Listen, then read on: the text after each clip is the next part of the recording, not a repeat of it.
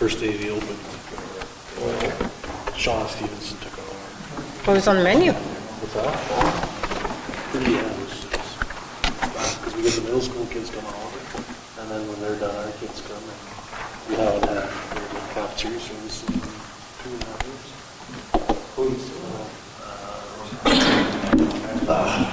Stretch bowl. Just so you all know, the camera, if it's on live, Yeah. Yeah. Okay.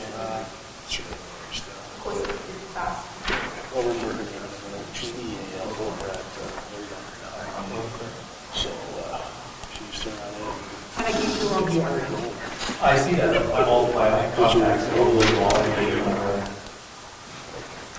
Because you're gonna make it stuff, so or not, it's good what it is. Or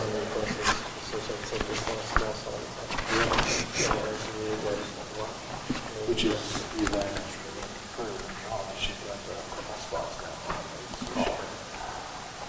The guy was there, and she had another one. The guy looked at me. I went down and go see how they, we got a couple of nights, but I went down there too.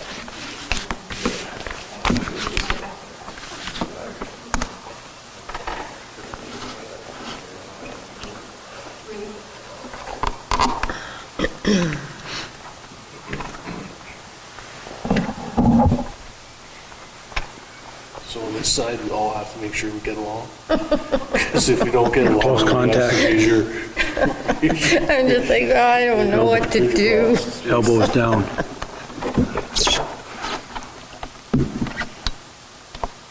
Well, put this one. You can share this. Share this one. I don't say a lot.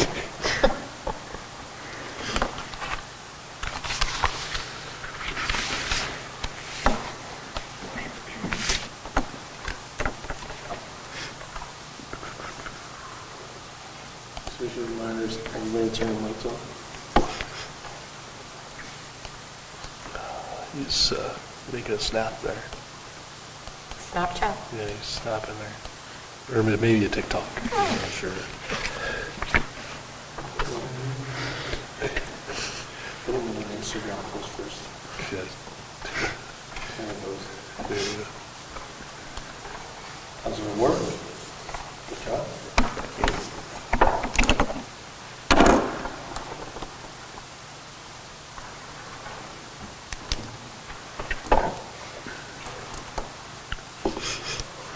Like your lid was on this thing. I'm surprised that is little spilt. So we waited for you. Thank you. I know, yeah, I was just teasing you. That's part of the culture.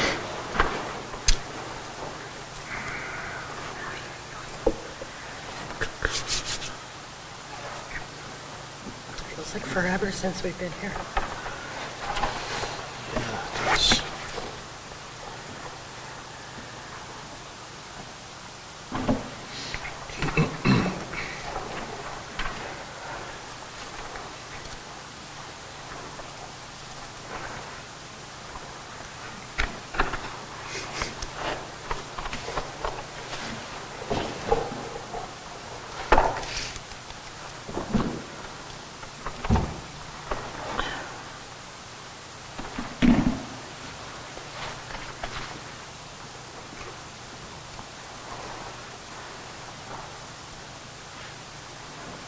All right, we've got 6 o'clock, so we'll call the meeting to order.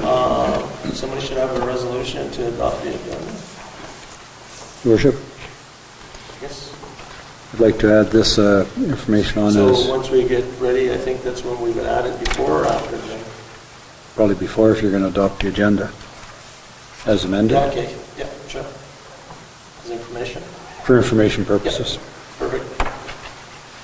So adding to the agenda, the letter received regarding wildlife, the Wildlife Act that could negatively impact tourism in northern Manitoba as for information. So now that that's been added to the agenda, is somebody has a resolution to adopt the agenda?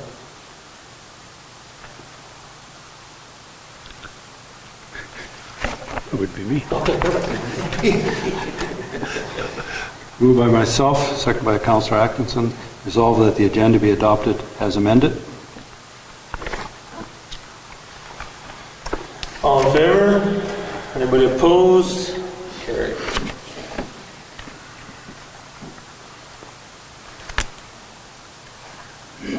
Next thing, confirmation of minutes.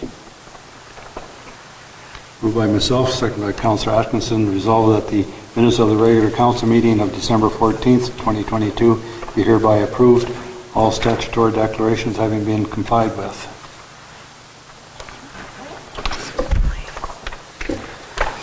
Call for questions. Seeing none, all in favor? Opposed? Carried. All right, anybody have any recognition up there? I know I have a couple of things, but I know I'd like to recognize the great volunteers this weekend. I mean, if you've seen within our community, we had, I believe, 14 or 16 hockey teams, U11 hockey teams playing, or U9, I believe, playing at the Roy H. and the Gordon Laughlin. Those type of events are huge for our community, not only to bring some excitement, also generates economy, and so we appreciate all the volunteers that put that on, so thanks to them. Anything else? Anybody?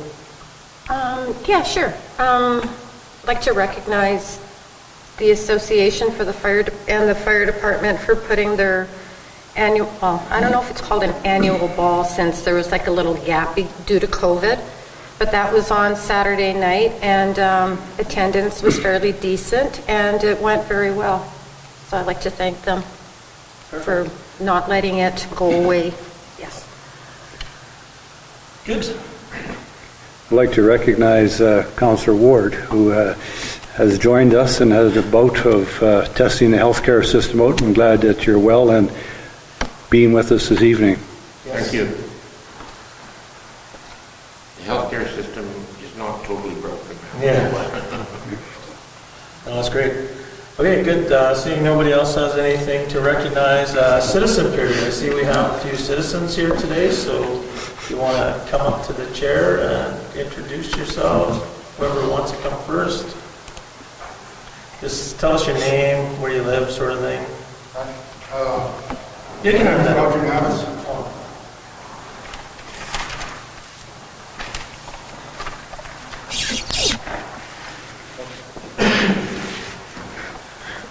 Hi, my name is Roger Navis.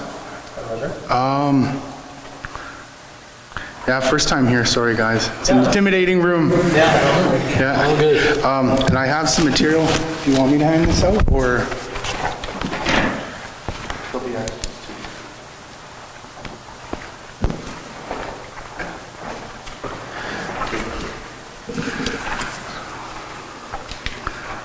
Thanks.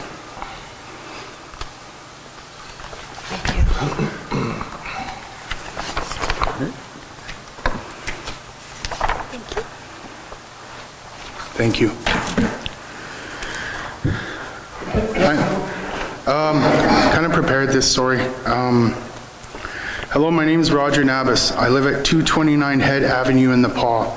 My family and I have lived in this home since approximately 2006. My purpose for coming today is to present an ongoing issue and seek resolution. I'm asking Town Council to reverse a decision to not have a bleeder installed on my home. The most brief summary I can give is as follows. In 2008, the town fixed a water break on my street in front of my home. During the repair, my water line got plugged with rocks. It damaged my hot water tank, my main water valve, the town's water meter, and the curb stop out front. The town blew back the water line to unplug it. Later that winter, my line froze for the first time. 2 workers came and explained the options on what to do now, and a worker says with the road repair they forgot, I think what he's trying to describe is a thaw wire, because there's a unit they hook up. They pull out this little trailer behind a vehicle, whatever, and then they run cables to a neighbor's house and then hook up to your house, and then they shock it. That's the most common way they do it. The other way is what they call a magicist, and they put in, it's kind of like a line into your line, and then I think they use hot water and steam, and then they thaw it that way too. And then the other way is the worst way, is they hook up it's like a insulated garden hose to your neighbor. But if your neighbor doesn't play with you, then you're out of luck. Yeah. So, this is the first time we froze. We have froze every year since, and multiple times. So, in the 12 years before that, we never froze. You know, I don't know. That, you know, that's actually quite shocking right there. I'm kind of wondering how I ended up here today just based on that fact alone. You know what I mean? Like, that should have, I don't get it. If am I the first one? Am I the only one that's come here like this? Well, I guess you guys can't really, you know. We'll see, I guess, eh? Okay, so in 2021, during our second freeze of that year, we called in, and the foreman, I spoke to the foreman at the time. He came and investigated our line. He comes, checks the lines in the crawl space. I discussed the history of the house and the freeze ups and stuff. He says we need a bleeder and explains the cost of bleeding treated water. He explains where it would be or where it could be, and different bleeders you could have around your home and stuff like that, and the different methods, how that would go. Afterwards, he's leaving and he says, you need a bleeder, but they're not going to want to do that. That kind of made you feel uneasy about that, because I keep wondering, like, who's they? You know what I mean? So I don't know if it's him, I don't know if it's the workers, I don't know if it's, I don't know. Where are we here? He leaves and we have someone change a valve so that they can start work on the thaw. A worker comes to work on the thaw, and the funny thing is this one is a friend of mine too, like I know him, and he says the DVH doesn't work this time. That's the typical way where they pull out the trailer with the cables and you go and hook up to the neighbor.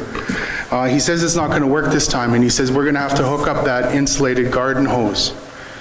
And I said, no, and I got real upset, and I was just like, no, we can't do that. Like, this one doesn't want to do it.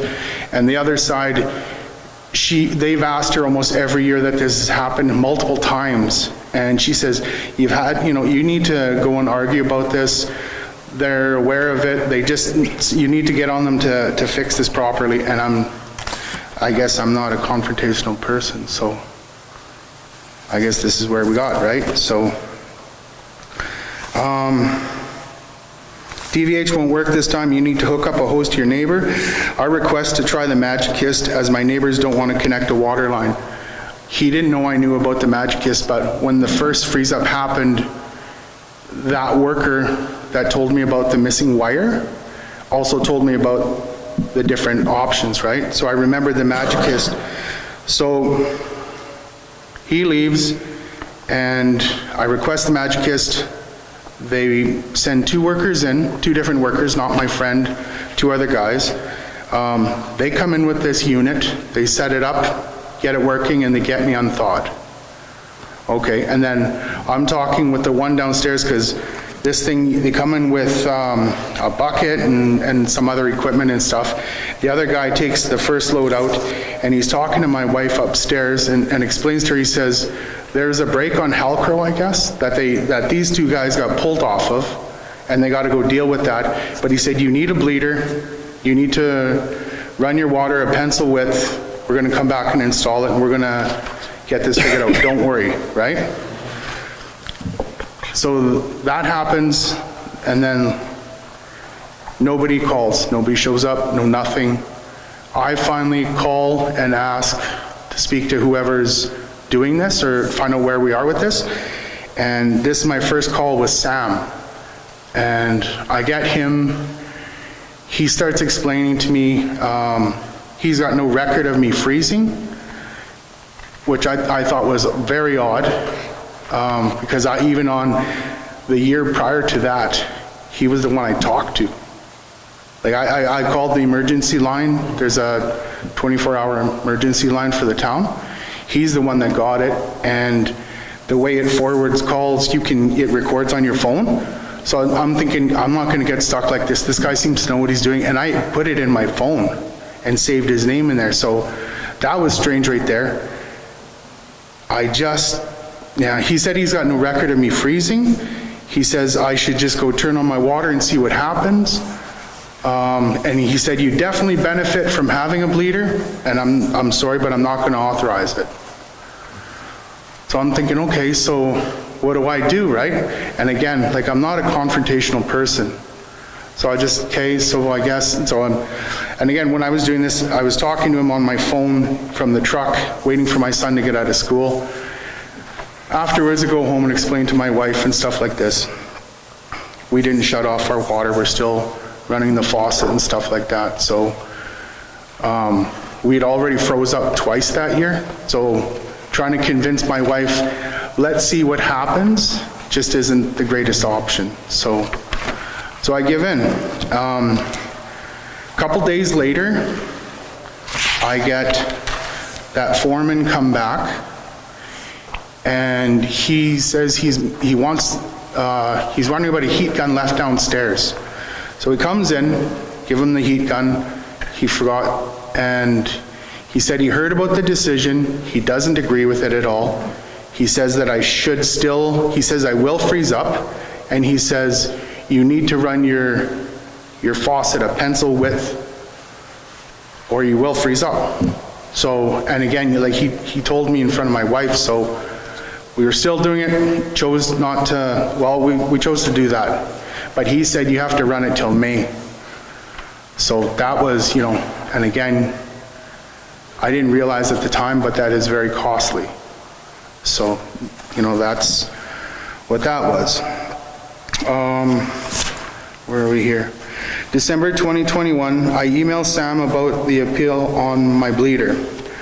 Several emails later, because, well, when I first emailed Sam, I figured he didn't answer, and I thought maybe, because I know his father and I are actually good friends, and I thought maybe he was visiting his family and I just have to, catch it at the right time.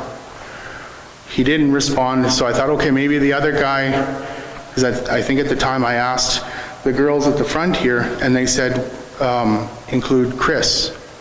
Chris, I guess, was an alternate for him at the time. So I added him onto the next email, no answer, and then I added, okay, so then I asked around again, and a different receptionist, not here, but somebody at the other end, says no, and then we added, I think, Jen, Sam, Chris, and at the time was Herb. I added Herb, and I think I added Bill. And I have those emails are all in the back of these sheets and stuff. And kind of explain, what's going on, and ask about, we need to get this done. I'm looking to appeal your decision. So, 2 months later, I hear from him, and he gives me a list of the factors why he thinks it wouldn't work. And I think he's got my residents confused with somebody else, because in his factors, and I think that's on the third last page, it says here, we looked at your records, the service line compared to your neighbors, same side of the street, and section 1 there, I agree with all that. Like, I guarantee he probably knows where the main is on the road, and the frost and everything like that, and all of that. The part that I don't understand, though, is he's talking about the area where the meter is partially closed from the basement. Okay. Foreman mentioned that he had to have direct heat in the area. No, he didn't, because he had that heat gun there. He never pulled that out once. He had that down beside my couch before you walk into that room. It's not a typical dirt cellar. Like, if you were to walk, you could walk in this room and stand up. My hot water tank's in there, and there's a blower heater right there. All my MTS equipment and my router and stuff is right above that too, so. Yeah, and then he's talking about a heat gun and stuff. We never had anything like that.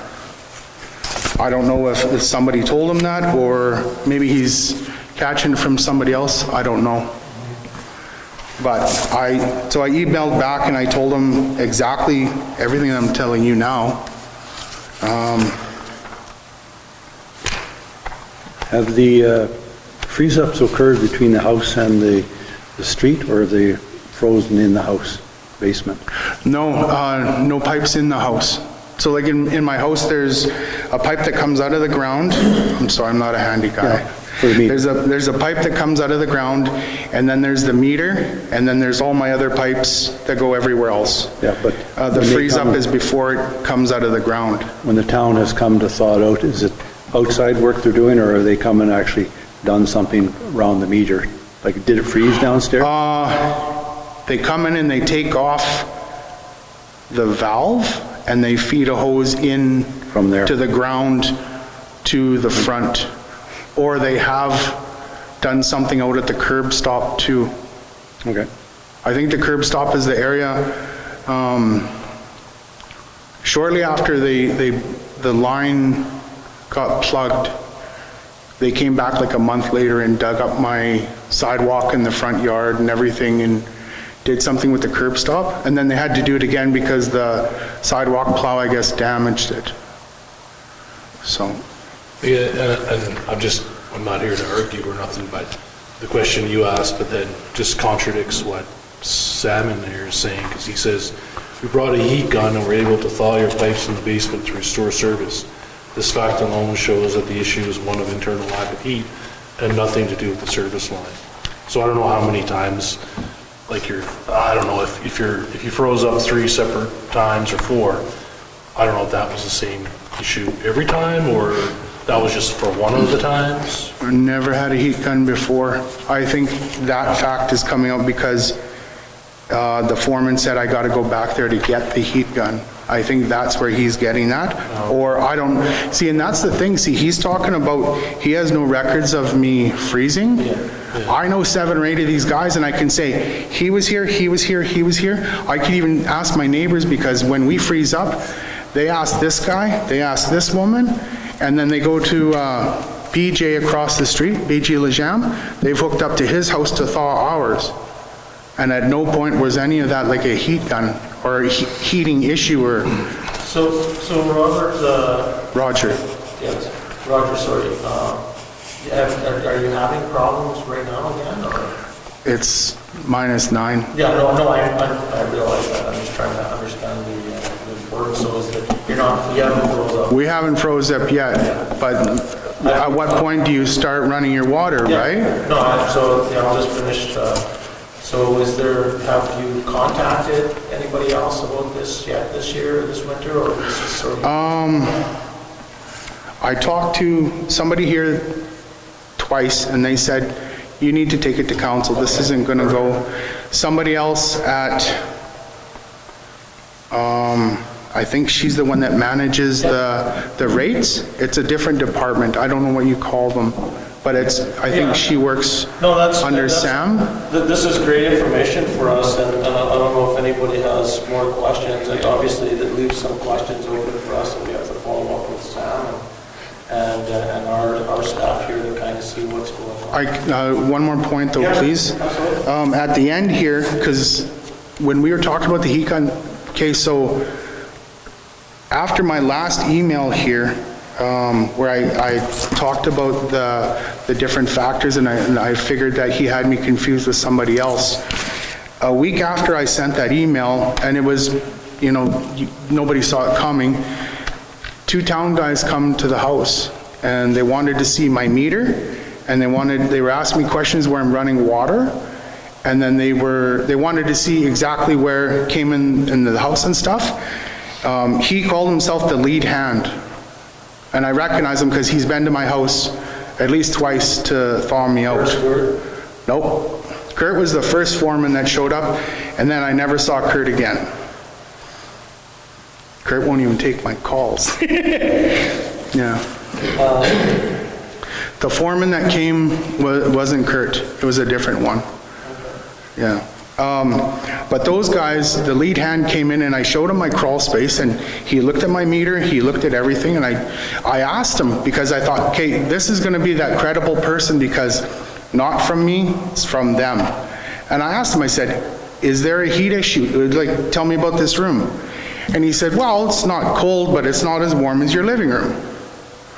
Okay, you know, so that made me feel better because we got a blower fan in the crawl space, right, probably like from me to you, that does the whole underneath there. So that was a big one for me where I thought, because if it's as simple as get some heat in there, I'll test it, but Yeah, no, for sure. it didn't work out that way, so. And then I thought, I don't know, like, how long would you give this? Like, do I freeze up again? Do I wait? Like, what if things happen really bad and like I got like a busted line? Because freezing, thawing, something's gonna give. And I'm gonna be stuck with a bill to dig up my front yard and, you know, I'm not even after like all the different costs for this, right? Yeah, oh, no, what you provided a lot of good information here, Roger, and we appreciate that. Makes it a lot easier for us. We really can't provide you anything other than that. We hear what you're saying, and we need to actually follow up with the staff to see what's going on, and because I don't believe that decision to put a bleeder on or not was part of our council meetings in the past. Not that I'm saying it wasn't, but I don't remember talking to bleeders. See, that kind of makes me wonder too, why am I the first? I can't be the first one to... First person to talk about bleeders. We've talked about bleeders before, but I don't remember this specific case. So I think we need to take your information and get back to you. Perfect. And we'll get back to you quickly. Like obviously, like you said, it's -8 right now. It's beautiful. We did have some -30s a while back, and I expect that we'll have them again before March. So let's not wait too long. Yeah. Are there any questions? It's kind of I know it's kind of a long, twisted story. You know, if there's anything I'm missing or anything anyone has, anything they want to know. I think the mayor's hit it on the head. Take it to engineering, Sam, see what's going on, the rest of it, and then get back to you as quick as we can. Don't want it to freeze up again. Perfect. Yeah, absolutely. Okay. Thank you very much. Yeah, have a good day. You can have them all. Thanks, Roger. Tough room, holy. Well, it's not going to be tough now. This is our next citizen. Good evening. My name is Annette Niven, as you all know. First of all, I'd like to say Happy New Year to you all. And I'm sorry I have to be here, but I have to. The first thing I want to discuss is the dogs and give you guys kudos to your dog catcher because they're not gathering at the ghetto anymore and the kids are more safe. And I know his job was tough because dogs see him and they take off as soon as they see that truck come around. And the last month I haven't seen them around, so your dog catcher I believe is doing a good job of what he's doing. Well, that's nice to hear. Yeah, and I know he has a heart for dogs, and also keeping us up on Facebook about things that go on within the town or water shutoffs. I think that's really good because it prepares us to do that, so I think that should be credit given to you guys. Now here comes the good stuff. First, which one okay, I'll start with the road, because it's a simple one.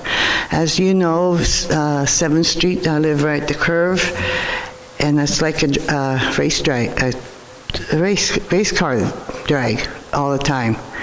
2 people already got hit within a week, and this was, maybe 3 weeks ago. 2 people. It could have cost them their lives because people don't know how to drive on that road. And I see a lot of kids running. I see a lot of cars suddenly stop. Because as soon as they leave that four-way stop, it's gone home. But I do have a suggestion, and I have seen it work on OCN, is they put a big bump speed bump, a big one, and it has slowed down a lot of cars. And if they could even put one speed bump near the curve, it will slow down, because a lot of kids run across there. We have people that get kind of out of shape, I would put it, that walk across the street and don't look where they're going, especially in the evening. And at nighttime, it gets, especially in the summertime, and the kids are out late, and I've seen them almost get hit a few times. So to prevent that, I thought maybe this might be a suggestion for maybe put a speed bump or a four-way stop at Hogan, because it's, like I said, there's how many people got hit there, and we were very fortunate that no one died. There is a crosswalk right there. though. Yeah, there is a crosswalk, but cars don't, when they come around that curve, if they come too fast, they come maybe this far. I've seen cars of hitting those kids because of the curve. Is this year-round? This right in front of my house, No, year-round? year-round, even, and it's slippery out there. It's kind of a semi-blind corner when you come around when you're hitting. And they like, and I don't want no one coming to visit me through my fence at any time of the day, because it's slippery. And kids are, kids are kids. And I thought I would bring that up and maybe have a suggestion with a speed bump. Mind you, you'll get shit for it. There's no doubt about that. Those speed bumps, though, that you're talking to in OCN, they're removed in the wintertime? No, the speed bump they have now is in front of the school. Between the school and Wilson, there's a speed bump there all year round. Oh, they've made a permanent one? They made a permanent one there and two on Kichi. Okay. And it has slowed the traffic down immensely. So not the ones that were in Otinike? No, no. These are speed bumps. Okay. But not enough to damage a car, but enough to, hey, you gotta stop and slow down. Because I was going to say the rubberized ones are removed in the wintertime. Yeah. To snowplows, okay. Yeah, but these are the ones, I think they have two on Kichi and one on, in front of the school. Because I hit a few of them. And it's not a good feeling when you hit them. But it does slow down. So that was just a suggestion. And my sewer. I have never ever had this problem. My mother never had this problem. Mrs. Stevens never had this problem, or Mrs. Zodiac. I'll give you the history so you can understand where we're going. When I was a child, I lived on 7th Street all my life, as some people know. And we had 4 generations live on that street. And the house we're talking about, I live in now, there used to be walk like a road, like a back lane through there, but it didn't fit a car. Unless you had one of those little tiny trucks, then it would fit too. And when Mrs. Zaroba was living there, she had her fence marked out, and it came right to the end of Madrash's fence. That's how long her yard was with the thing. So as the years went on, she passed away, then Mrs. Stevens, Mary Stevens moved in. And she lived there for years, and then after she passed away, my mother moved in. And what Bob did, he bought that piece of back lane, and it runs right through. And there's another piece of paper I've got saying that the pole belongs to us in the back lane. Now this is where we're going to have problems. Not to me, I don't care. If they want to drive by, they drive by. Because we need that for ambulance and emergency services. 6 houses at the back lane that need that service to make sure it's plowed, because we have elders there, and you can't park in the front. So that's another issue. But anyway, so they were surveying today because of Martinsons. Well, that back lane was put away before Martinsons even lived there. So I don't know how they got that piece of land, but they did. And then if you measure my lot that goes right back, it's on Martinson's land. But but to me it doesn't matter, because people are going to be using it anyway. I'm not going to stop anybody from using that. It's there to be used by the people. Not, even though it might be mine, I don't care. But I know it's up to the pole, to the Madrashas. When they came to survey the land, I looked where they were surveying, and I gave him this sheet. I'm sorry I never make copies for everybody, but I got 2 blocks of land. And it says in here, if you want to pass it around, it's 2 blocks of land that was purchased. And I told the town that, I said, well, I'm paying for 2 blocks. I said, but I'm not getting my land, because I built my fence this way, like closer in to the shed, so I can park my car. And I've been parking and make my little loophole there, but everyone uses the regular back lane. I know we have problems with my neighbor there, but we got that solved, I hope. But if they want to drive through, so be it. You know, like you can't say no. Like even before I put my fence up, there was people going through there all the time, the kids. I would sit in my car at 8 o'clock in the morning, wait for those kids. A lot of them didn't have mitts or zipped up, so I stopped them, gave them mitts, gave them a granola bar, and everything was cool. They didn't even steal nothing from me. So what is the big issue there right now? Like what's... With the sewer? No, with the land, is that they give me less land than what I'm paying for. Because the land share went right up to where Madrash is, it's past Madrash, because that was a back lane before. And then he bought that. So Annette, you're saying though, what I've heard when we talked on the phone is that right now there's a problem with your sewer in your house. Yeah. And the problem appears to be about 4 feet from the sidewalk. Not even 4 feet. Yeah. Because. But I want to bring this up too because it's going to interfere with you guys when purchasing or whatever you're going to do with Bob. Because but I just wanted to give you that information so there's 2 sides to the story. If there's any interference, that's the whole idea of ensuring we have an appropriate survey done so that through land titles to tell us who's responsible or owns what lands. But I guess one of the main things that we were talking about during our discussion was that the fact that we've got a sewer issue right now, that when the town scopes the sewer from your side to the road, the actual sewer plugs about 4 feet from, I'm saying 4 feet, around 4 feet from the sidewalk, and there's no way for the town, with the equipment that we have, to enter from the sewer street side to come and see what's going on their side, the part from the road to the main sewer line. So I think the suggestion was, councillors, is that through engineering was that Ms.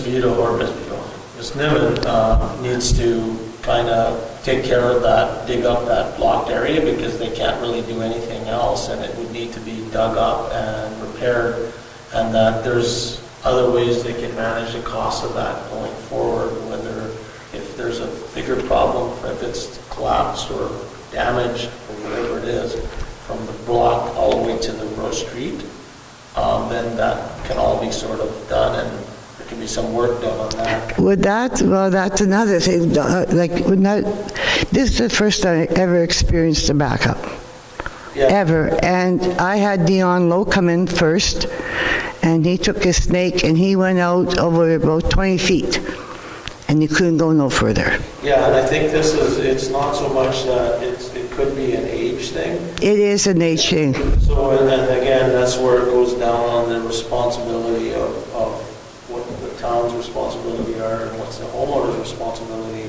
Well, it shouldn't be my responsibility because if you look even at the Miller rights and that, you can only go down so far. So anything below that, I don't own that. You own that. Well, it's your connection to the sewers owned by the homeowner that connects to our spot or to the town of the plot, not ours, the town of the law's spot. So that's kind of like your responsibility to your service. What we're saying is that, I think that we're willing to work with the homeowners to decide what's best for them and what we can help you with. But we're not really sure what you're asking, or if you're asking us, are you asking council to just take care of the whole thing? Yes, I am. Okay. Because like when they went down, and I have to commend your staff on it because they're pretty quick and they did a really good job. I can't say any more good things about them. And they came down first. They couldn't get. They brought in the camera. They couldn't see. And then they suggested I go to Blue Water. Is it? Yeah, to dig it up. Like, No, just to come down with a pressure thing. And they tried it and it didn't work. So finally, I suggested, do you have one of those sensors? You know, you could. So all poor guys had to walk in snow that deep. But they went through it and they put it down first at this here, and then they thought it was there. Then they moved it closer to the fence, and it was about 2 feet. okay. And that's where they noticed that it's a crushed pipe. And that house is about 70 years old, and that with the same pipes. Because the pipes didn't come in on 7th Street till about 1950s. So I guess if that's your request, that the town pay for that, or responsible for Because I'm a pensioner, I'm on a fixed income, and and I really hate to say this because there was 4 houses already in the same predicament. Yeah. And I think there's going to be more houses. So we can take that information, and I guess we'll have a further discussion within our council on what's the next step, or what we should. Obviously, it's just like the last person. We need to kind of get some information from engineering. We don't know what exactly the issue is. I mean, obviously, it's stressful for yourself. It is, if you have to go to the bathroom, you have to go to your neighbors, and everyone knows what you're doing. Yeah. And I don't like that, Hopefully we can get some information back to you as soon as possible. No matter what, it's going to be, like, I don't know if you have insurance or how. I have insurance, but the deductible is very high, and it's like I said, I wasn't planning this in my budget, and I said I'm working on my taxes and stuff. The town's policy over the last number of years, as long as I can remember, is from the home to the town's sewer line is responsible of the property owner. If you were to build a new house there today, you'd be responsible for putting in your own sewer line up to connect to the town. Yeah, but that's today. This happened years ago. It's always. So if something happens, and there's been numerous cases where people have had their, front yards dug up, the town pays for a portion up to the town property owner pays up to theirs. Yeah, but that's the reason I'm asking for it, because I'm a pensioner and I'm on a fixed income, and everything is, I didn't expect this. No, I fully understand. And also too that when you're a pensioner, you're on a fixed, and I know you guys understand that. Have you got a price from anybody what it would cost to fix it? I asked Blue Water was going to do the whole thing. I says, no, you're not, because they'll charge a hell of a lot more. There's no doubt about that. Well, it's expensive. Yeah, so what we'll do is we'll actually, like I said, we've got the information from you. We'll have to actually check with our engineering group again, and then somebody will, either Julie or Jen or Sam or somebody will get back to you and just kind of let you know what the next steps are. Yeah, but what's happening with that with the pipe, some water will seep through.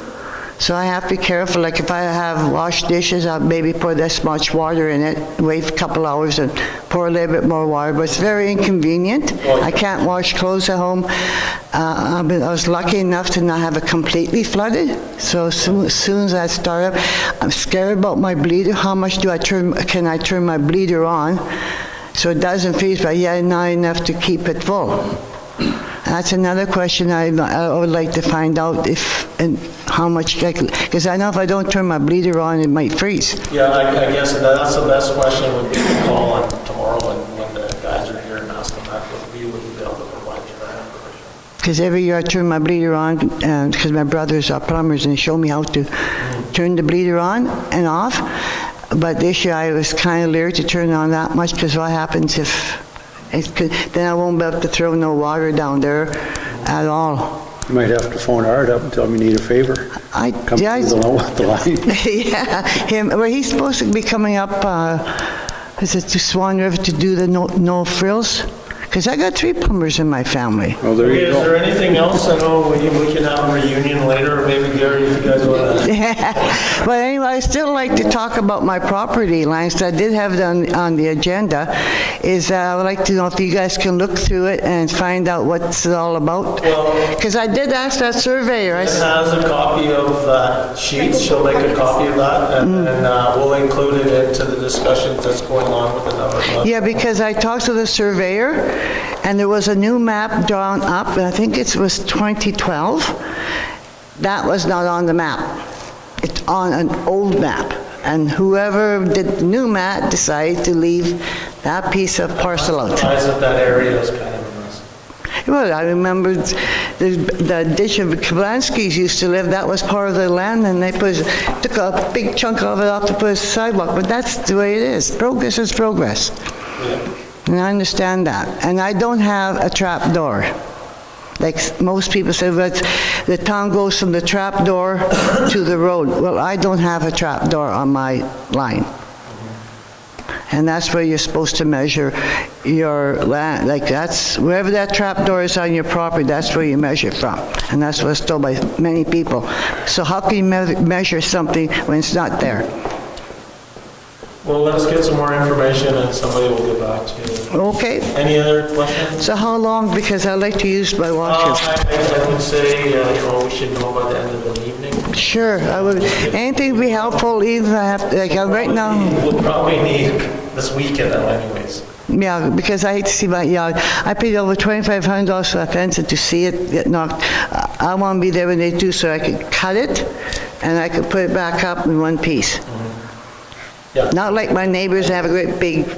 Yeah, and again, it's winter time right now, so it's, like I said, we'll see what's the best time. But that's not our expertise, that's our staff, so we'll. Yeah, well, I understand it's frozen now. That I But understand. Jen should be able to get back to you probably, after, we'll have a discussion potentially later and, or in our in-camera session, and then we'll, somebody might even get back to you sooner. Okay. See, I didn't come here to complain. No, I'm not mad. No, but I understand it happens. Sure, we appreciate that. Yeah, I know it happens to people, and it's beyond anyone's control. And So thank it's you for not- recognizing the staff. For Well, they did a really good job. Get that recognition. But you surprised me when they sent Peter over. I didn't realize Peter was still working. Yeah. But anyway, yeah, well, thank you. Yeah, they did a good job. I can't complain. Thank you for that. Yeah, okay, All thank right, you. take care. Yeah. No other citizens, so moving right along here, down to public works and maintenance, snow removal. Everybody had okay, sorry, what happened, yeah. Did everybody have a chance to review that? No, go ahead, sorry, Jim, or Gary. Resolution number 2020-003, moved by myself, second by Councillor Lane. Resolved that council authorize the mayor to sign the snow removal agreement with the government of Manitoba as represented by the Minister of Infrastructure on a term to expire May 1st, 2023. Apologies on the confusion. So this is, I don't know who's walked through the agreement there, but it's, I think, for around $47,000. They pay us to take care of snow removal from Presidential Road 283 to Fisher to the Rose, PR 285 from Fisher to Home, PR 289 from Fafford to PR 285, and then Provincial Highway 10, Fisher Avenue from 17th Street to Cook. And that's removing the windrow and hauling the snow away and hauling all the property. Flat rate. Yeah. Yeah, flat rate. So again, if there's any questions? No? Everybody's cool? Anybody? Okay, so all in favor? Anybody opposed? All right. Out of curiosity, I know we just passed it, so what happens if we say, no, you guys go do it, like the highways do? I don't know. Yeah, I don't know what they're going to do, actually. I don't know. I just kind of, They will do it, but it's on a priority basis, highways. Oh, right, too, yeah. it'd be on a priority basis? Priority basis For them. Highways themselves take priority. Oh, okay.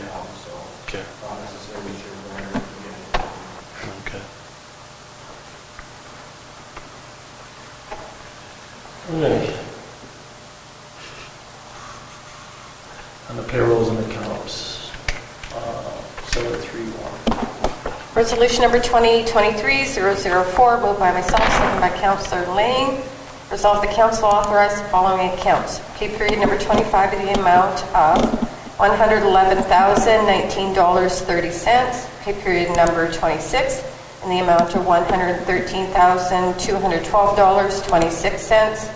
General check numbers 29278 to 29309 and 29311 to 29331 in the amount of $1,049,065.00. EFTs in the amount of $846,805.05. Any questions with any of the checks? All in favor? All questions? None against? Carried.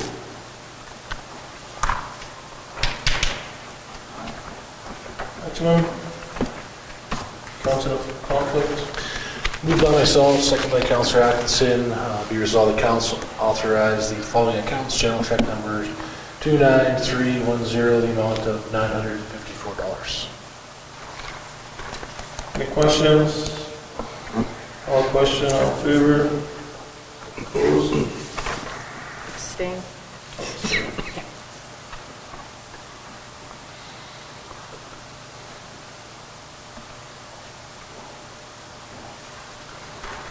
Good. Niso Capolino, I think, so we're at. Resolution number 2023-006, moved by myself, second by Councillor Allen. Resolved that council appoint Mayor Murphy as a town's representative to sit on the Forestry Management Corporation Board for 1 year term. Any questions? All in favor? Anybody opposed?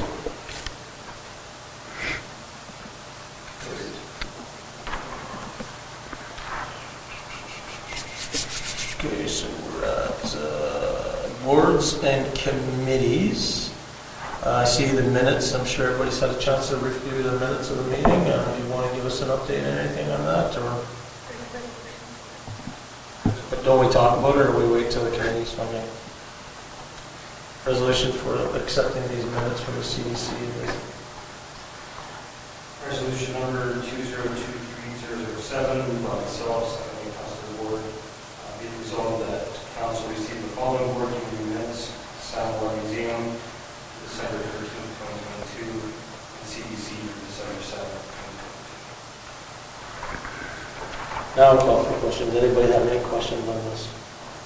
Any comments? Highlights? Seeing none? All in favor? Anybody opposed?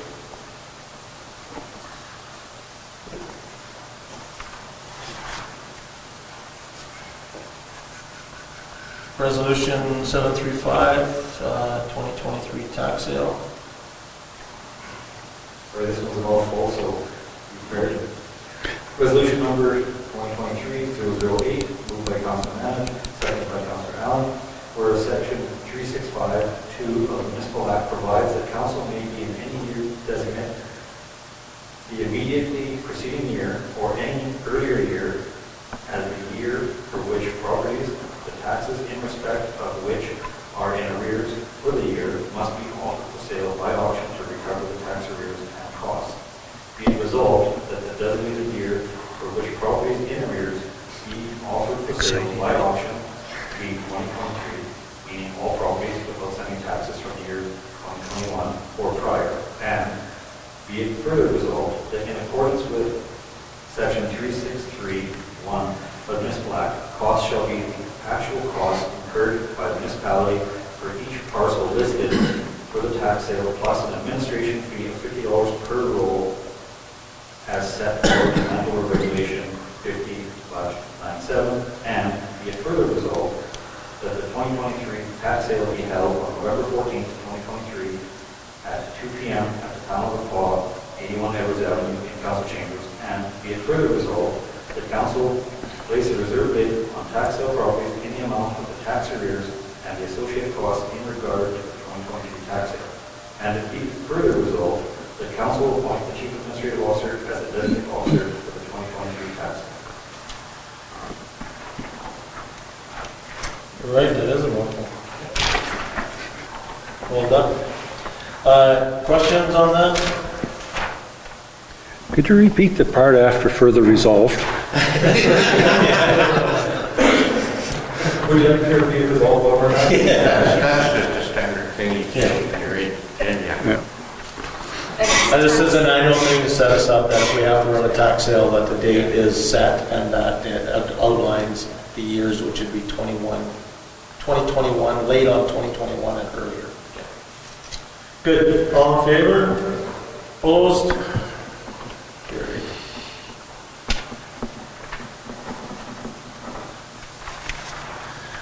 Okay.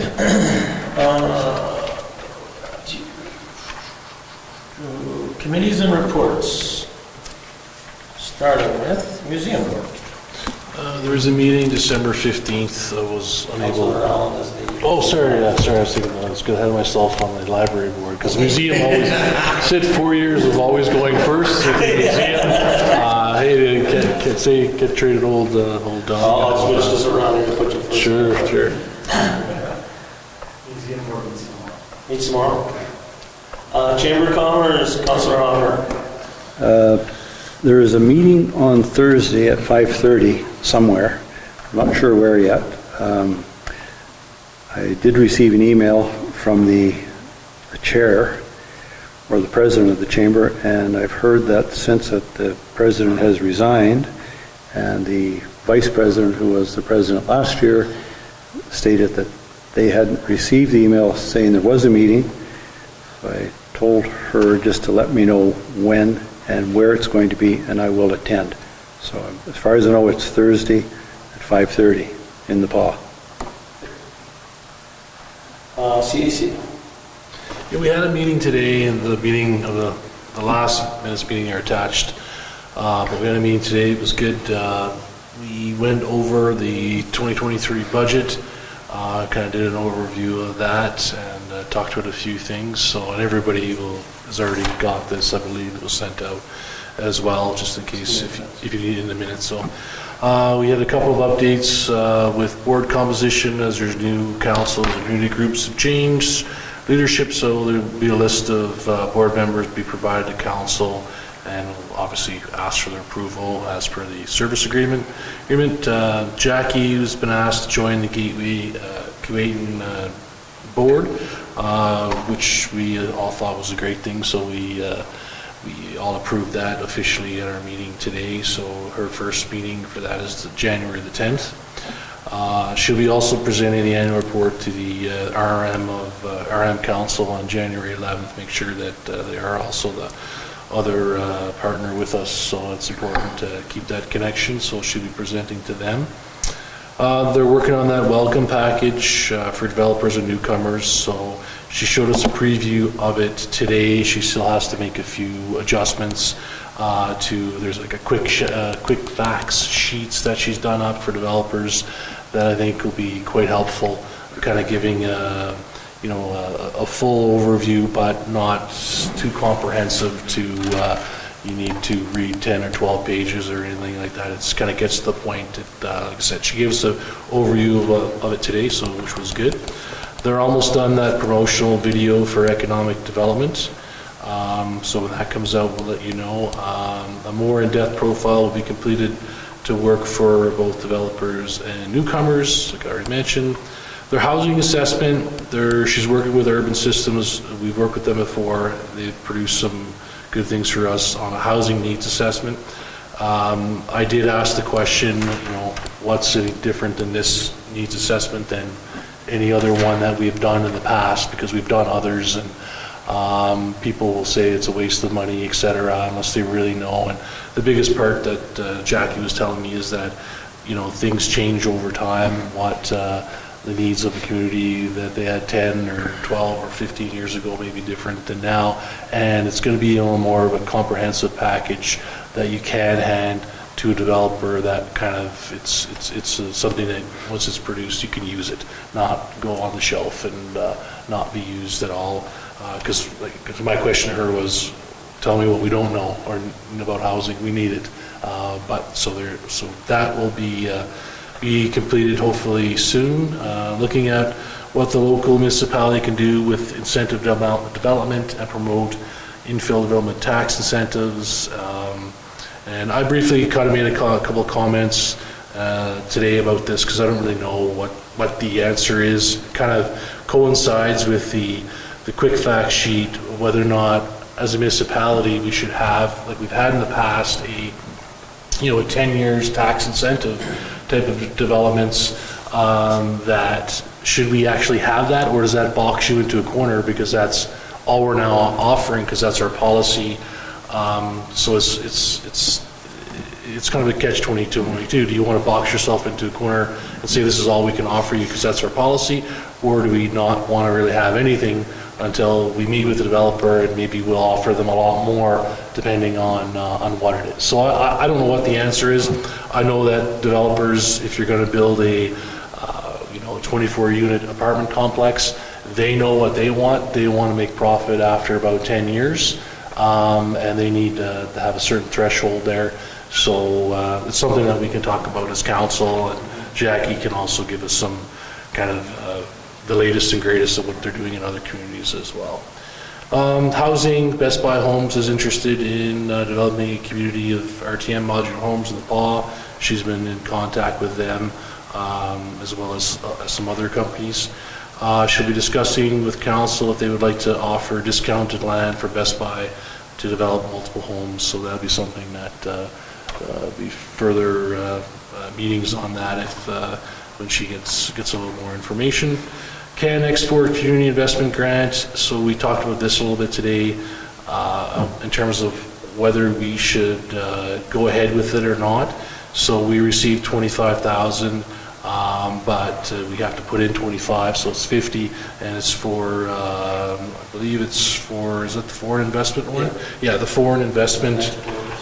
So we had a few questions on that along the board in terms of what does it mean? Like, is it foreign investment out, in, is it both? So she was going to get back to us. What's the report give us? Is it just say this is what foreign investment would like to invest in your community, what you have, and there's no actionable items, or do they actually make contact with foreign investment and set you up with connections? And Jackie at that point in time today, she wasn't really sure, but she's going to find out. Because to me and a few other board members, that's big. To get a report is, I mean, if it's not actionable items, it's not really useful. So she's going to get back to us on that. We have received preliminary concept designs for campground and residential development. I think everyone here has kind of have seen those plans in the different phases. Waiting on council strategic planning to be completed before moving forward to ensure that we're aligned with priorities. So once we set that up, then Jackie will meet with us, and whether she does the quarterly report at the same time or not, we haven't really kind of decided, but she's anxious to come to council to give a report as well. So yeah, and then our next meeting is February the 13th. So. Good. Any questions for Councilor Lee? Destination marketing. Destination marketing. They had a meeting on December 19th. I didn't attend, but Kelsey's very good at keeping us informed. The old business was Pasco Ag Society, the truck wagon races, motion to approve it for us, fine of 10%, $500. Then there was donation, the MDCI volleyball provincials, $2,000. New businesses, the OCN Chamber of Commerce are interested in holding a Sledorama, and they've made application for some funds, and we're just waiting to get some more information from them as to what they're doing. And the next meeting is on January 10th at 7 p.m. And and also too, the DMC, I'd like to thank him, other role or whatever, thank the DMC for giving the 2,000 to MBCI, and Mayor Murphy brought it up in his recognition at the beginning about all the teams and economic development for hockey. So no different, it was both boys and girls. There was 20 teams that were there. All the teams, the out-of-town teams, obviously staying in hotels.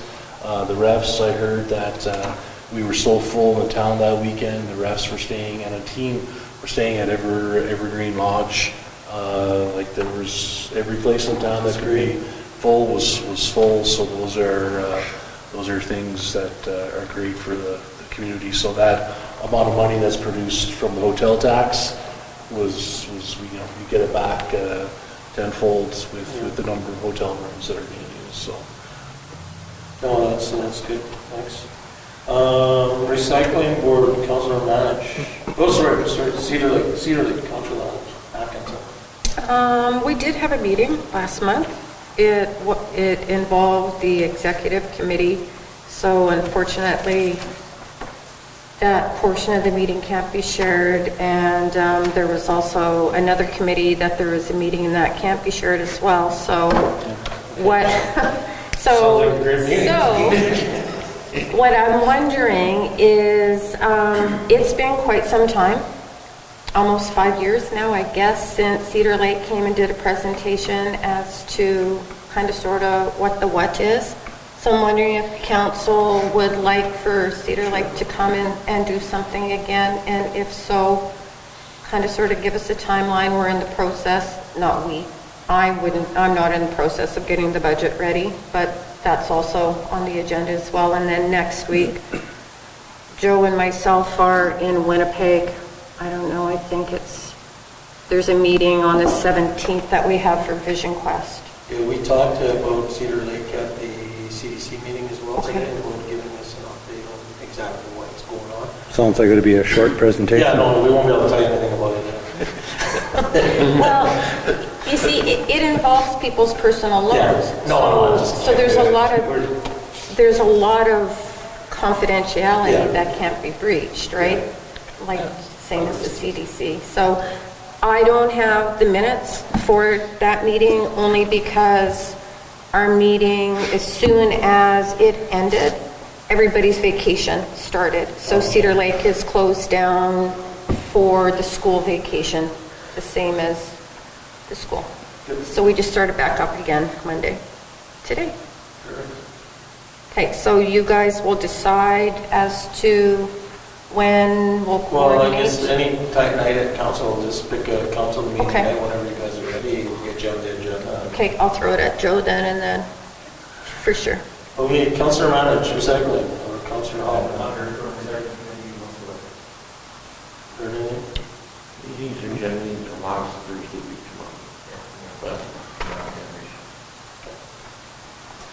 tomorrow. Councilor Lane? Yeah, so there was a meeting the 15th, I couldn't make it, so there's, I'm not sure when the next one is. I sent an email off today actually asking when the next one was. Work commitments on the 15th, so I couldn't go, so. Kelsey Planning? Nothing wrong. And Kelsey School of Music? We haven't met yet, no. I think we need to probably arrange one. I ran into Graham just before Christmas, or Yeah. just after Christmas in the lobby here, and he said he was going to call us. Okay, so he's going to set it. Back in contact with you. Yeah. That agreement is this month. Yeah, I think it just continues until we meet again. Okay. Let's see where I'm at here. Unfinished business, there's nothing. General correspondence, so it's been a couple of there's a bulletin out there about our role as council, human resources and all that. That's an interesting bulletin. Yeah. Absolutely. Nothing, I don't think it's anything new though. Sure wasn't followed. Well, compared to what specifically you're talking about, Councilor Manage? I don't think we need to get into it, but I think it's an interesting. Oh, you made a comment that we about that. need to follow that and understand our roles truly Mhm. and not be strayed by attitudes instead of. Oh, absolutely, you're absolutely correct. So I Yeah. Anybody else have any comments on that correspondence? Everybody's had a chance to read the management report. I'm not going to go through the details, leave it for your reading pleasure. I know I did send one thing to, and I guess we could kind of talk about it under citizens period for this person, but I did receive a letter from I thought I'd email it to everybody or to bit on the agenda, but from Kelly Gravelin around I think I mentioned it to a few people. Kelly Gravelin sent me a message or an email regarding the water main break and access to Grace Lake Road off of that road there. So she was thinking, is there a way for us to lobby to have a second entrance to Halco Lake, or to Rosana through a different way, so that people don't get caught if that's the main route or the main artery going there. And it's not a bad idea. I just don't know where it would land on the priority list of the government or on the town right now. So we'll forward it off to engineering and see what they have to say. So I thought I would just bring that up, and I did say that. And I did respond to it as well. That was one of the issues that came up with the RM election. Yeah. Yeah, so I mean, it's, like I said, it's not a bad idea, it's just I'm not sure if it's... Well, I know First Street was closed illegally, that was never closed properly. That would be an access route that would go around First Street where you used to go back down on it. That was a decision that was made without... Oh, that road there, yeah. It used to be a road that Yeah. would go away. I forgot about that. Ducks Unlimited. That was quite a while ago too, I think. Yeah. But it technically is still recognized as First Street. That could be a thoroughfare developed property. Yeah, well, that's a good point. I never even thought of that. And from my understanding, that was never closed properly for the land allocated to anyone else. That's still considered a road. It's just that the town had walked off. No. They didn't want to hear anything. That's a good point, Councillor. So what we'll do is we'll pass this on to engineering and see where it goes from there. I did respond to Kelly to let her know that we would bring it up to you guys and let everybody know. And then I guess the only other thing I would say on the report sort of thing, I did sign a few letters of support, so one for the Friendship Center, Soup Kitchen, and Food Bank, and also for Winton Pools, a humidifier grant application, we signed a letter of support for that. Yeah, so that's cool.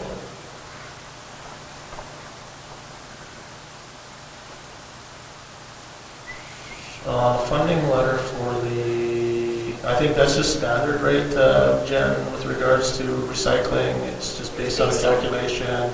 We get what we get based on what was sent in. There's no argument. Yeah. It's just Also, the RCMP stats are there, so I think everybody's looked at it. I did talk to Brent about this and asked him if he could start putting a month-to-month comparison or something so that we kind of have an idea of what the trends are looking like, because right now he totally agrees, because I said they have all the background data, but we don't, when you say that we have, 8 missing persons, is that abnormal or normal, or, I mean, it's not good no matter what, should be 0, what does it mean to us? So Brent said next meeting we'll have that. There's something on location as well. But that's to see where the hot. Yes, I did. You know what I didn't ask him about that? What I was it sent an called? email. Oh, okay.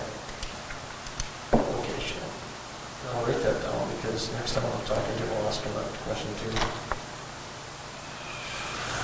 Okay, there's no more citizens here. I guess we move ourselves to committee of the whole. I have to say some more words. Deputy Mayor. Resolved that we now do remove ourselves into the committee of the whole with Mayor Murphy and the chair to discuss matters requiring our attention. All right.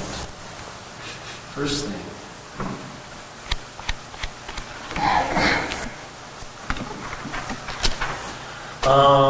downtown beautification flower pot, so thanks to Jen, she did put out an issue sheet for us with regards to getting ready for 2023. I guess that's sort of been all over the map in 2020 and 2021 and 2022. Just, there is some background history that Jen was providing, like, I think about, I'll just try to go off the top of my head too though, but, originally, back when I was on the Chamber of Commerce, the Chamber of Commerce actually put in for a, did I miss something?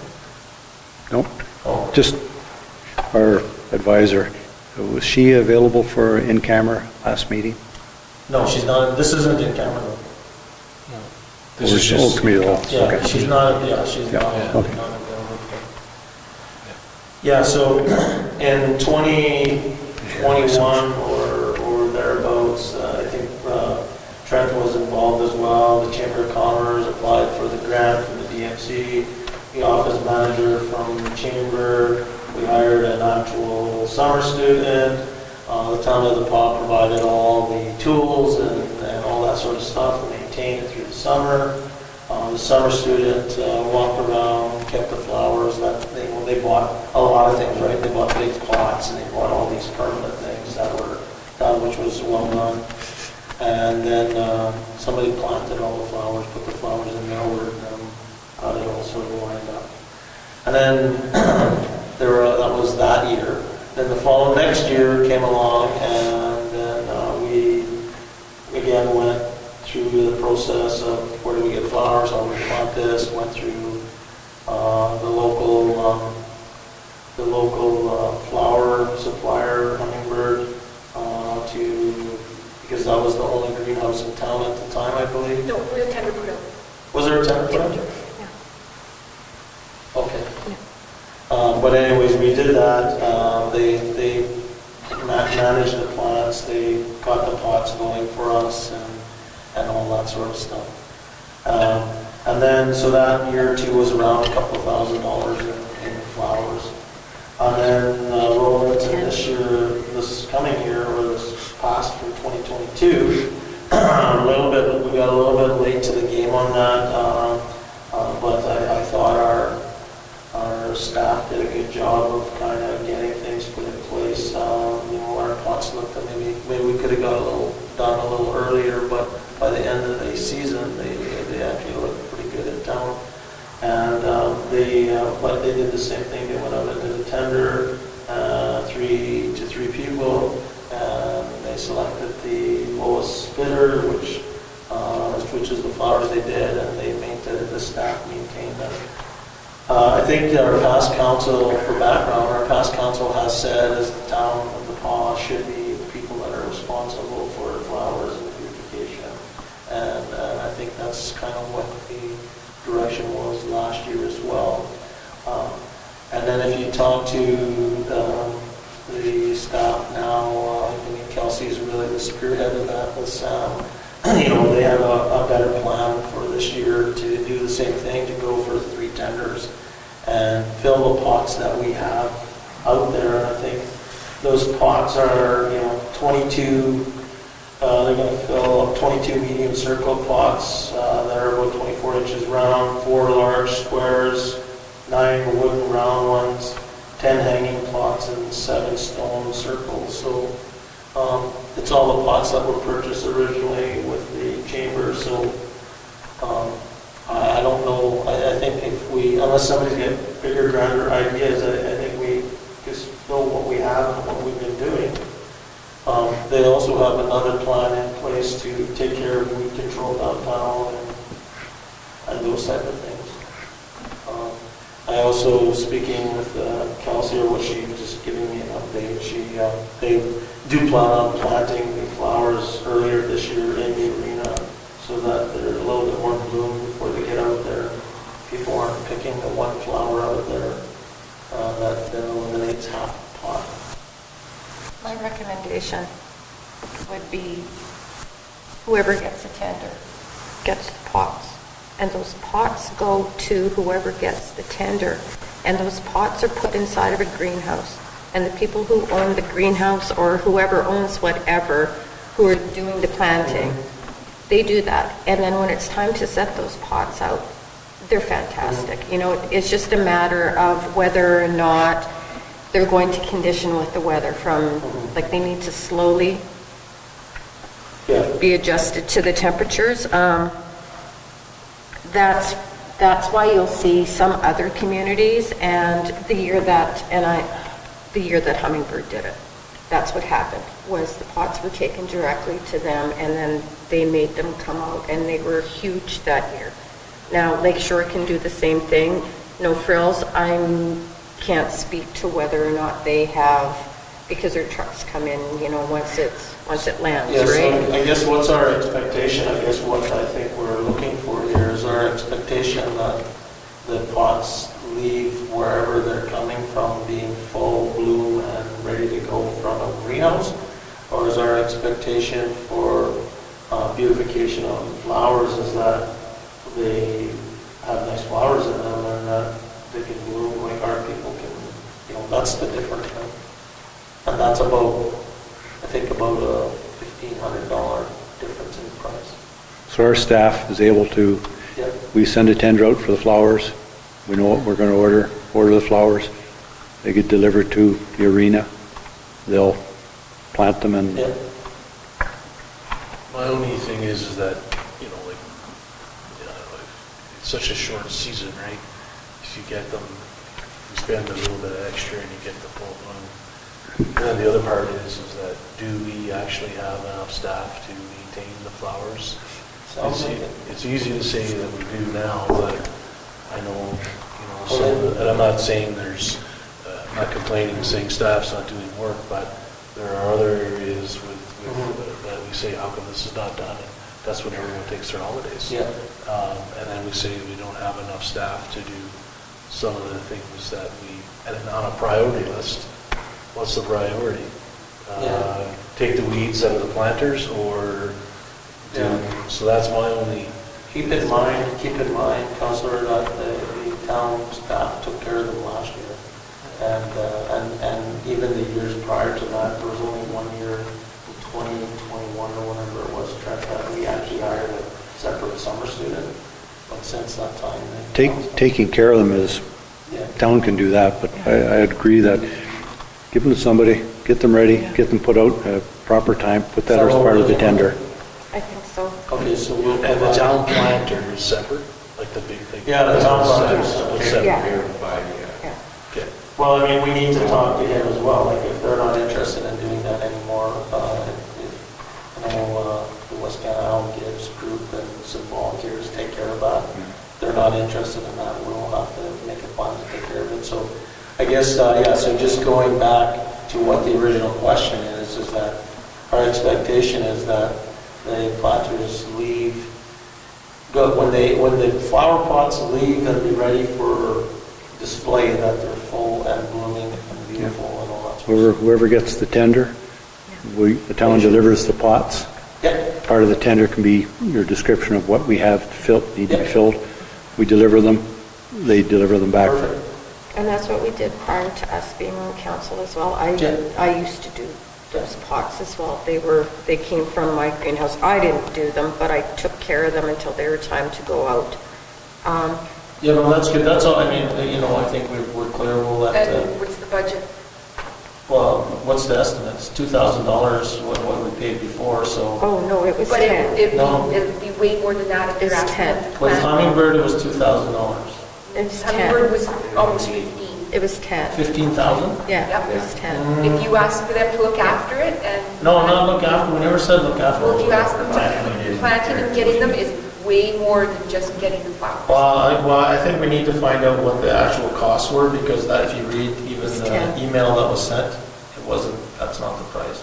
What my understanding was when we did the plots, the 15,000, that included all the pots that were purchased and everything. Last year when they went out and did the quotes for this stuff, anyways, we don't have the details, I'm not gonna argue with you. Let's find out, that's what we want. If it comes back at $15,000, then if we want to spend $15,000 on that, then they will make a resolution to do it. Sounds good.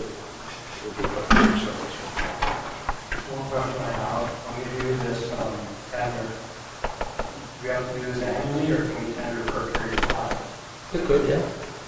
There might be some value in having a system. Yeah. Yeah, that's a good point. Like talk about, supply chain issues, or, small thing wants to turn that over on Yeah. a long-term basis as much as they'd like to keep a contract. It's very difficult to say what things are going. Yeah, and again, it's sort of the same processes over and over again. I mean, it should be almost cookie cutter to execute this little project over here. Do we keep the flowers growing all year in the arena? Maybe. Might as well. Swimming pool, or did Think of the money you're gonna save. If we don't get this grant for the swimming pool, then. Okay, Or there's also an adopt a pot, that was something that happened in the past as well, whether or not people want to take that on, I don't know. But that wouldn't involve tendering. See if somebody wants some pot. okay, next thing was around having a presentation from the asset management guys.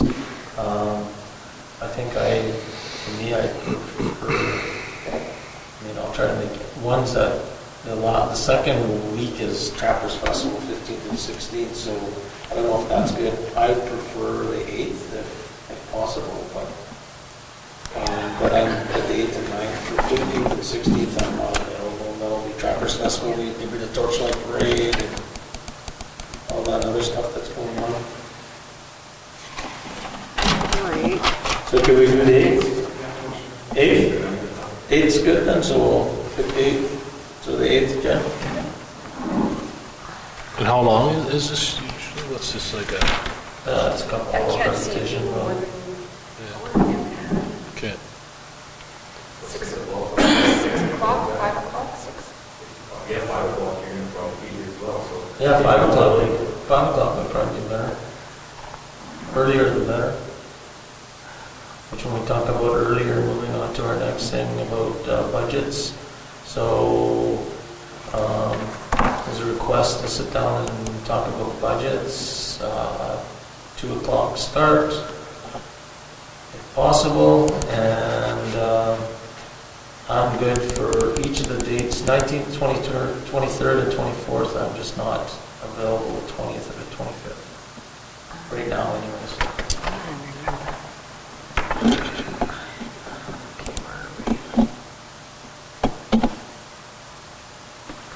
Again, keep in mind that's at 2 o'clock in the afternoon with all management, so I know somebody might need to make arrangements with their lawyers or get enough notice. No, Gary's probably going to talk to you as credit. I'm available.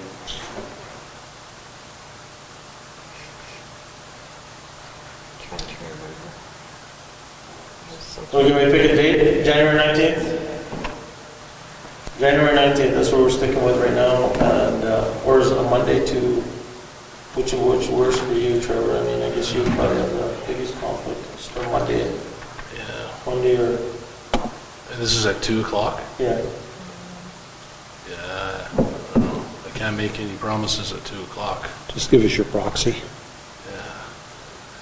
Like, I mean, I Oh, can get... no, January 19th is a Thursday. Yeah, I Sorry, don't think I'm available that day. I'm trying to find it here. How about then the 23rd as a Monday or the 24th? Oh, let's do the 24th. Gives everybody a couple of weeks to see if they get their stuff in order. January 24th, 2 o'clock. You good? Actually, you know what, I am going to have to take this back. 23rd, 24th, 25th, we're negotiating. Oh, right. And that's managers. Yeah, well, I guess that doesn't work now. So this issue sheet was done before negotiations was decided. So what about the 19th then? 19th. I'm not available on Friday because I'm not sure what I'm going to do, so the 19th will go. Yeah. 2 o'clock? 2 o'clock, yeah. Pretty sure the 19th is mine. And I'm meeting all day on the 19th, I'm pretty sure. Yeah? I'm pretty sure. Well, it's going to take more than one meeting, so Yeah. start somewhere. I'm trying to find it. Oh, I don't have it scheduled in here. Okay, and then if I guess if we select the 19th, if everybody just responds to Jen saying no good, no good, no good, no good, we'll find some time. Yeah, the 19th, found it. Yeah, I could find it. It's an audit meeting, but it's what it is. Okay, so moving on, strategic planning, so it's something important we need to do. I don't know who's read through these reports. I personally like HMC. I do like how they link our strategic plan into an operational plan and then into action plans, and not just a document, and then how it's tied into financial planning. So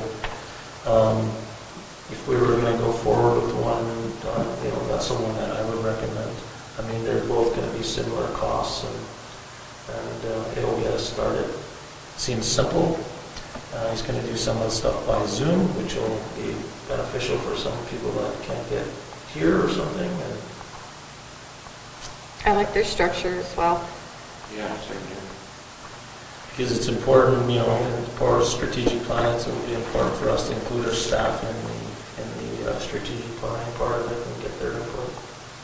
And how many times do you meet? I don't know the whole steps, Trevor, I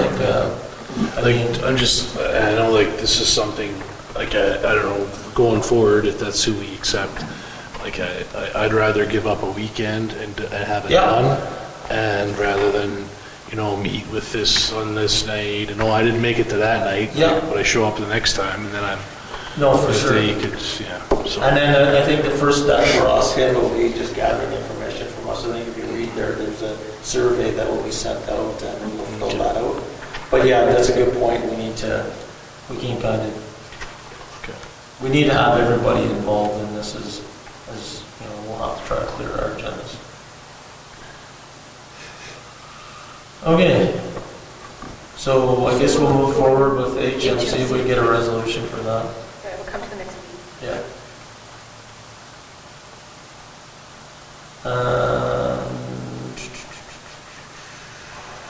I think that's all we have under our on-camera portion. Thank you very much. We need to figure out to get you to start giving us a report or something so we don't forget you. I've started talking to people, so I can have a little something up for next meeting. Sure. Perfect. We will add you in on our committee reports, and if you want to provide us something, then that would be great. Slideshow and everything? Maybe not as formal as that, but... Thank you very much for listening and participating tonight. Thanks for coming.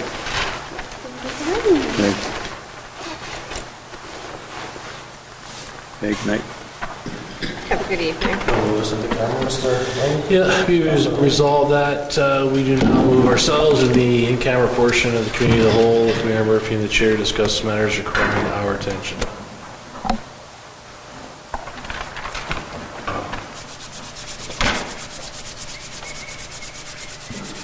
Anybody need a washroom break or anything?